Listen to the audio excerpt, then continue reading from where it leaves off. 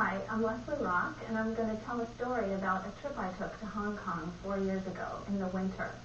My husband and I were supposed to go from Dulles Airport to North Carolina, where we would then fly to Tokyo, Japan, and connect on a flight to Hong Kong.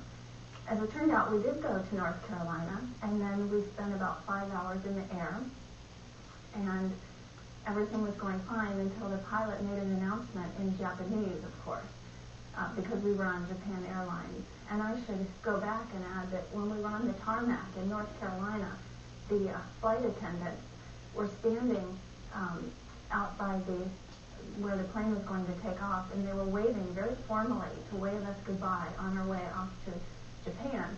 So that was an indication of what was to come. We were about 1 hour outside of Anchorage, Alaska, to the west of Anchorage, and the pilot made an announcement that we would be turning around because of mechanical difficulties, and didn't elaborate on that really at all. And everyone seemed unusually calm on the plane. I couldn't believe it. I thought someone should be screaming, although I wasn't screaming. Someone should have been.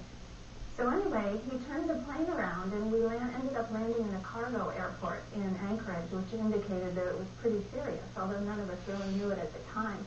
But as we were landing on the runway, on either side of where we were landing, there were about 100 ambulances and fire engines lined up all along the runway.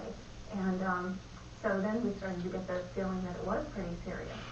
And we ended up landing, and we got off of the plane and went into the airport, and through the window we could see that one of the engines, the right engine, was on fire.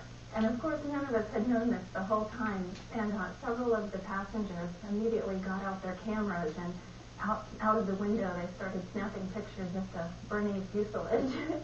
So it was quite an adventure, and we spent the night in an airport in Anchorage, in a hotel in Anchorage that evening. And my husband and I, like I said, thought we were going to Hong Kong, but it was December, and so we were dressed very summer-like. I had on a thin wool jacket and very thin summer pants, but we were determined to see some of downtown Anchorage, since we were sure it was the only time we would be there in our whole lives. So we did make a little go of the city, and there was only about maybe 3 hours of daylight, even though it was the middle of the day. And it was a very gloomy daylight, I should add. And the next morning, we were to get back on a plane and head for Hong Kong as originally scheduled, and they put us back on the same plane. It was very perplexing, but it turned out they had replaced the engine overnight with another engine that had been flown in from Tokyo. So we all got back on the plane with much trepidation and flew to Hong Kong without event and landed the next day. So that's the story of my trip. The only trip I took to Asia, and I'm supposed to go this winter again, so I have some reservations, but we'll be brave.